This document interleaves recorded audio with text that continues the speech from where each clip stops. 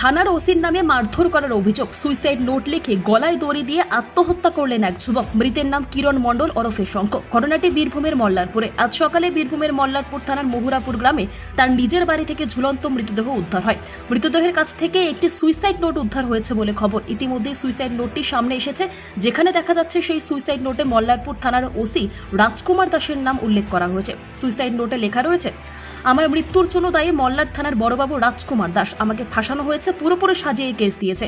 উনি অনেকজনকে ফাঁসিয়ে অনেকজনের জীবন নষ্ট করেছে। মল্লারপুর থানার পুলিশ, বিশেষ করে রাজকুমার দাস যেন শাস্তি পায়। আমার মরার পেছনে কারো হাত নেই, শুধু মল্লারপুর থানার রাজকুমার দাসের জন্য মরেছে। পরিবার সূত্রে জানা গিয়েছে, মাসখানেক আগে ডাকাতির ঘটনায় মল্লারপুর থানার পুলিশের হাতে গ্রেপ্তার হয়েছিল সে। প্রায় 1 মাস জেল হাজতে ছিলেন শঙ্খ মণ্ডল।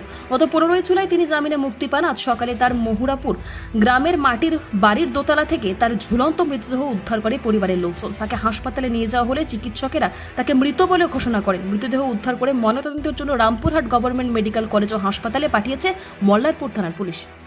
দেখলেন আজকে বন্ধুর মৃতদেহ? ও আমি মৃতদেহটা দেখিনি, ওর বাবা দেখেছে। ওর বাবা উপর থেকে নামানোর পর আমরা গিয়ে জল টল দিয়ে উপর থেকে নিচে নেমে আসি, টোটোয় করে ধরে ওদের গাড়িতে নিয়ে আসি। টোটো ড্রাইভার ছিল না, একটা চাবি নিয়ে টোটো চালিয়ে আমরা মল্লাপুরে হসপিটালকে নিয়ে আসি। তখন কি অবস্থায় ছিল? তখন এই অবস্থায় ছিল, যেমন ছিল তখন একদম শরীর পুরো ঠান্ডা। হ্যাঁ, আর যখন নামানোর পর শরীরটা একটু গরম ছিল। মানে তখন বেঁচে ছিল? না, বেঁচে ছিল না, গরম ছিল শরীরটা।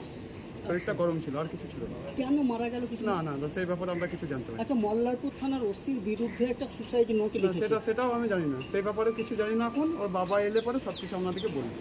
আপনার বন্ধুর নাম কি? কিরণ মণ্ডল। যে মারা গিয়েছে? হ্যাঁ। আচ্ছা, কেমন ছিল ছেলে? আমাদের সঙ্গে ব্যবহার ভালো ছিল, কোনো রকম খারাপ কিছু ছিল না, কিন্তু কীভাবে যে এমনি করলো সেটা জানা নেই। এর নাম শঙ্খ মণ্ডল না? শঙ্খ মণ্ডল, আমরা শঙ্খ মণ্ডল বলে ডাকি। আর কিরণ মণ্ডল আর ভালো নাম। এর সঙ্গে কোনো মেয়ের কোনো সম্পর্ক ছিল? না, কোনো মেয়ের সম্পর্ক বলতে একটা গলাতে একটা ছিল, তাছাড়া আদার্স আমি জানি না, ভেতরে কার খবর জানি না। আচ্ছা, মৃতদেহ কারা নামালো? পুলিশে না বাড়ির লোক? না, বাড়ির লোকই জানিয়েছে। কোথায় ছিল মৃতদেহ? মৃতদেহ ওপরে ছিল। দোতলার উপরে? হ্যাঁ, না, ওর মাটির বাড়ির উপরে ছিল। ওরাতে কিসের সঙ্গে গলায় দড়ি দিয়েছি? সেটা ওর বাবা জানতে পারে। ওর বাবা নামানোর পর আমরা যখন যাই, তখন আমরা দুজন তিনজন মিলে তখন ওকে ধরে তখন নিয়ে আসি হসপিটালে। আপনার সঙ্গে শেষ কথা কবে হয়েছিল বন্ধু?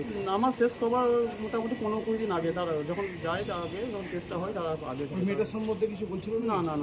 এটা এই ব্যাপারে যা কিছু আছে, আমার একটা বন্ধু আসবে, সব কিছু বলতে পারবে। ওর পেছনে আসছে, ও সব কিছু জানে। আমি এই ব্যাপারে কিছু জানি না, আমি জাস্ট আপনার তো বন্ধু, কোনো মেয়ে ওকে বিয়ে করবে? দেখুন, আমি মাঠে ঘাটে থাকি, আমার কাজ করি, আমার গাড়ি চালছিলাম, আমি এখন দেখছেন মাঠ থেকে আমি দৌড়ে এসেছি। আচ্ছা, ওকে কি ডাকাতি কেসে ধরেছিল? হ্যাঁ, শুনেছিলাম একবার ধরেছিল। কবে ছাড়া পেয়েছে? 3 দিন আগে ছাড়া পেয়েছে। তারপরে ওই মেয়েটার সঙ্গে যোগাযোগ হয়েছিল? তাও জানি না, সেটাও জানি না। আমি রাত্রে 1টা-2টোর সময় বাড়ি ঢুকি, চাষবাস করি আমি। এই ব্যাপারে আমি কিচ্ছু জানি না। এই ব্যাপারে সব কিছু জানলে পরে আসছে, আমার পেছনে একটা বন্ধু আসছে, ও সব কিছু জানে। ওকে জিজ্ঞাসা করবেন আপনারা, সব কিছু বলবে আপনাদের। দাদা, আপনার বন্ধু তাকে ডাকাতি গেছে ফাঁসানো হয়েছিল, সেরকম কি ছিল? না, ছেলেও তো ভালো ছিল, আমাদের সঙ্গে তো ব্যবহার তো সব কিছু ভালো করেছে। এমনি করবে, এমনি যে হয়েছে সেটা আমরা অবাক শুনি। যে আমি যখনই বাড়ি আসতাম, 15-20 দিনের ছুটিতে আমি বাড়ি আসতাম, আমরা সব সময় একসাথে সবাই মিলে থাকতাম।